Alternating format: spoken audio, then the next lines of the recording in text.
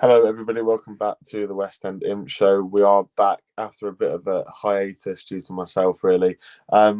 We are back now this week, though, to review the Plymouth game. Always joined by Mr. Conrath. Chris, how are you doing, my friend?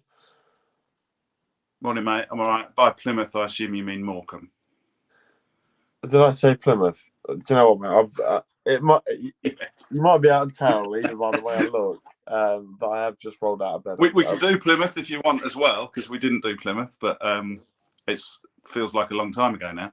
Yeah, so Morecambe then. A game we probably were expecting to win, even though when we were sat round in the pub beforehand, nobody apart from me predicted a win, which is fair enough given the record against teams in the lower half. I don't think you should ever expect to win a game. Go elaborate, Mr. Conrath. Well, I just think that there is no. It's such a cliche, isn't it? But there's no easy game in this league or in any league, and I just think that if you go into a game with an expectation that you should win, ultimately you're more often than not going to feel quite let down. If you're a little bit more have a different perspective about it, I predicted 0-0. I thought it would be. It just had all the hallmarks of a ball draw to me. But I don't know about this. Like on paper, we maybe look a better side, but I don't really I try not to get caught up in we should be winning this game. I expect us to win this game because more often than not, it just leads to disappointment. It's the hope that kills you, isn't it? Yeah, luckily we were able to get the win. So the team came out at 2:00. Not too many surprises. I think we were unchanged pretty much, apart from TJ came in for Jacko from the Plymouth game. That's all I can think of. Happy with the 11 that were due to start. I am more than happy. I think it's pretty much picking itself at the moment, the team, which I really like. There's a bit of competition, probably more so across the back line for places. I like the switch that Mark Kennedy's made in terms of putting Paul out to right wing back. I think when we've got Jacko, Paudie O'Connor and Walsh at the back, for me, that's up there with the best back three in terms of central defenders, and it's really nicely balanced. But then TJ coming in, I'm sure we'll come on to his performance a bit later. But yeah, I think it pretty much picks itself. I think great to see Hopper back on the bench. Great to see him come on for 10 minutes or so. I think he's going to really struggle to displace Ben House because for me, he's one of the first names on the team sheet. He's been in exceptional form. Yeah, and it was no surprise to me that the first sort of 10-15 minutes, we sort of everything that we did against Plymouth, we seemed to do against Morecambe. We were pressing high.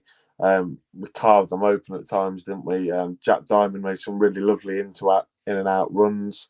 Vernon had one well saved. I think Diamond put one over the bar. And then TJ, like you mentioned, who probably had probably his best performance of the season at centre half on yesterday afternoon. He had one he could have scored. We had one cleared off the line. You just had a feeling after all those missed chances that we might rue them.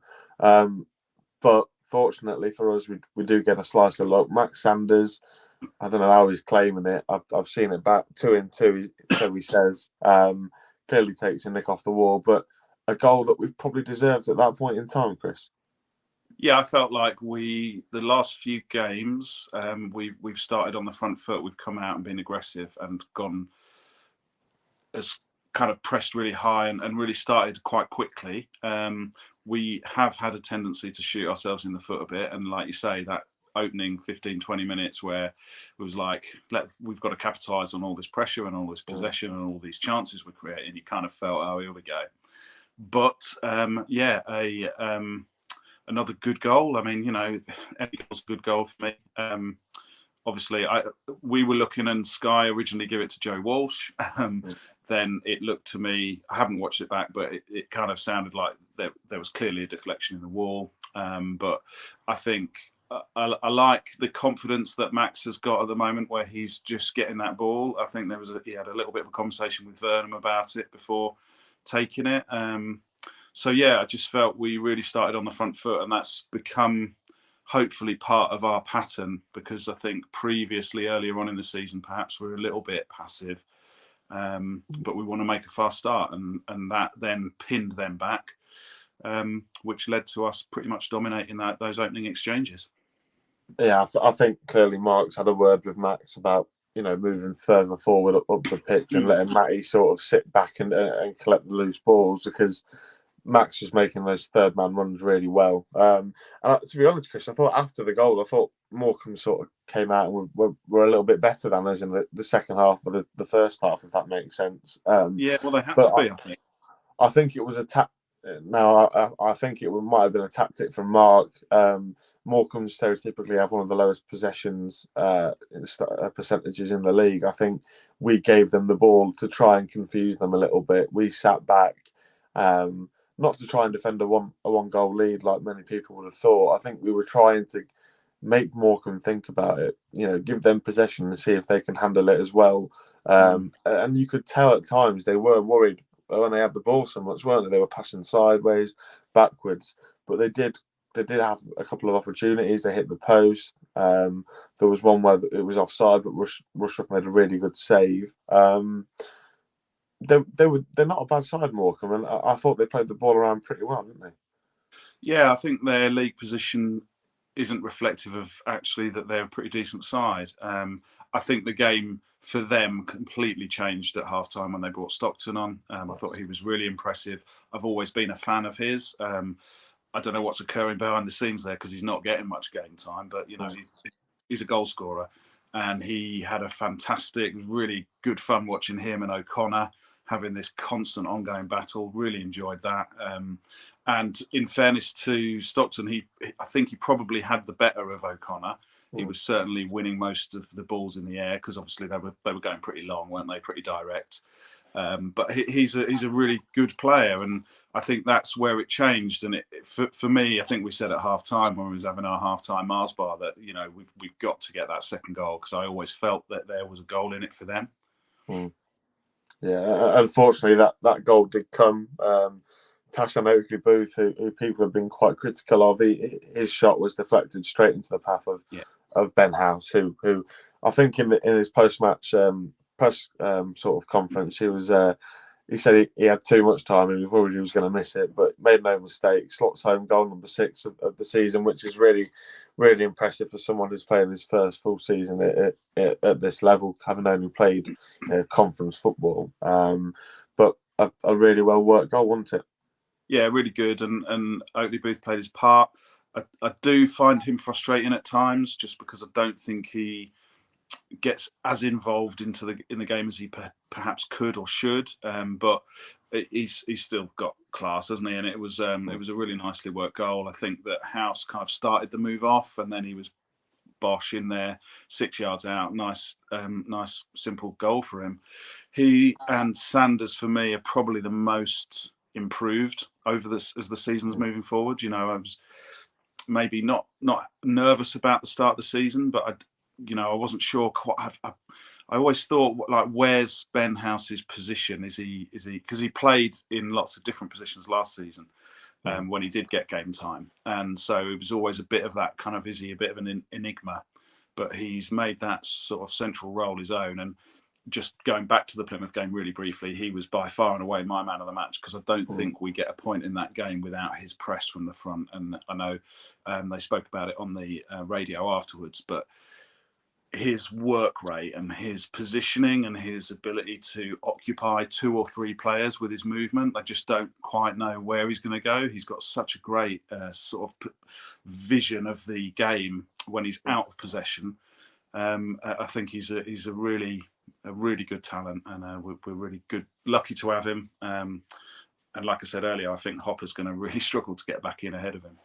Yeah, I think I listened to the gaffer on the but I think he wants Ben to try and look like he enjoyed celebrate a little bit more than what he does. But no, I agree with your sentiments on House. I think he's like a young Tom Hopper who can put the ball in the back of the net. He presses really well. He can occupy defenders, like you say. So following the goal, we clearly all thought it might have been done. Morecambe had other ideas. like you say, Stockton was really impressive, winning that battle with Pordy O'Connor. Had an audacious effort from about 35 yards that hit the post. They had other opportunities. One was headed straight on at Carl Rushworth. But they're troubled, isn't they? The last sort of 20, 15 minutes, obviously they got the goal with 10 to go. Really, really lovely strike from Jensen Weir. Scoring past his former team at Carl Rushworth, both former Brighton players. What did you make? What did you make of it? Did you think once they scored that goal, did you think, oh God, we're going to cave in? It's going to be another Fleetwood? There was a bit of me that thought it had the makings of another Fleetwood, but we defended really well, and that's becoming quite clear to me, and I'm sure many others, that defensively we're incredibly solid. We just seem to kind of go a bit deeper, and I think that was probably them forcing us to, because they've got someone like Stockton who, if you put the ball up towards him in the air, 9 times out of 10 for me, he's winning it and he's holding on to it and he's bringing others into play. But I just felt like we weren't, after their goal, I don't think we were massively threatened. But there's always that little bit of kind of anxiety when you're not, 2 or 3 ahead and suddenly the game turns, doesn't it, at 2-1 and they're thinking we can get something. And in fairness, perhaps they maybe deserve to get something from the game, because I thought they played well and it wasn't the prettiest of games to watch. But yeah, I just felt we showed again, as we have increasingly shown as the season's progressing, a lot of resilience. And the cohesion and the element of team spirit, for me, you can't put a price on that. These guys are fighting for each other. Like you said, bodies on the line. It's really exciting to see. I love watching those kind of defensive displays, despite the anxiety of, oh, they're going to get a shot, they're going to get a chance. Actually, and also you've got to get past our 5 or 3 at the back, and then you've got Rushworth, and there aren't many better keepers in the league for me at the moment. He's been outstanding this season. On the subject of keepers, really quickly, I have to mention their keeper, who pulled off a couple of absolutely superb point-blank saves, really good reaction saves. So, it was a good game for him as well. But yeah, I didn't really feel that nervous in that last sort of 10 minutes, because I just felt like we were holding them back and just restricting them. Or whilst they had a lot of those sort of direct balls up towards our goal, I felt like our defence and Matty Virtue as well, Max Sanders, Ben House up top, they all play a part defensively, don't they? Yeah, and just quickly to end the video, up to 9th, 3 points I think off the current top 6, the big teams in this league. Good to see that we've got to be happy with the going into December. And we're 9th in the league. That's a massive improvement on last year, isn't it? Oh, you've got to be more than happy. I mean, I don't think anyone would have realistically expected us to be in 9th going into the kind of winter. We've got a couple of weeks off now without a league game, haven't we? But it's an incredible achievement given the teams we've had to play. We've played a lot of the big teams away. And I know we've got a difficult run kind of moving in through Christmas and January time, when we've got all of those big teams start coming to us again.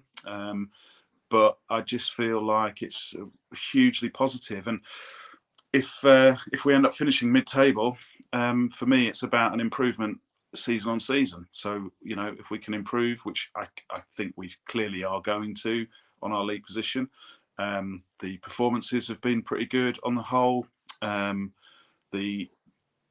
The way Kennedy wants to play, you can see it now from when we saw him in that in the Stacey West special podcast pre-season, when he was talking about how he wanted it to be. And it's going to take time, new manager, new players, young squad, but it feels to me like we're really starting to click those patterns of play that he wants to encourage our players to put in place, and it seems to be working on the whole.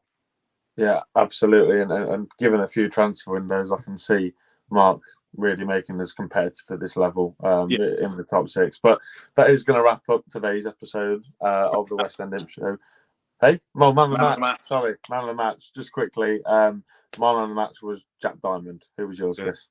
I am going to give my man of the match to TJ because I just thought he was incredibly aggressive and put in, like you say, probably his best performance of the season. He took a lot of stick early doors this season. I feel like he's better suited to that right side of the back three than right wing back. Gives him a little bit more protection, but I thought he was just excellent yesterday. He was really committed and didn't put a foot wrong for me. Lovely. Well, now we are going to wrap it up because we've got things to do and people to see. But thank you again, Mr. K, for coming on. And so we'll see you in 2 weeks, I believe, for the digression of the Shrewsbury game, which I'm sure you'll be asking the questions of because I'll be there and you won't be. I'm unable to. Okay, that tends to be how it has to be if you don't go to the games. But thank you everybody for watching. Please make sure to like, comment, and subscribe as we are trying to reach 1,000 subs on the channel. Just over 300 away now. So if you could share with your friends, that'd be massively appreciated. And up the Imps. Up the Imps.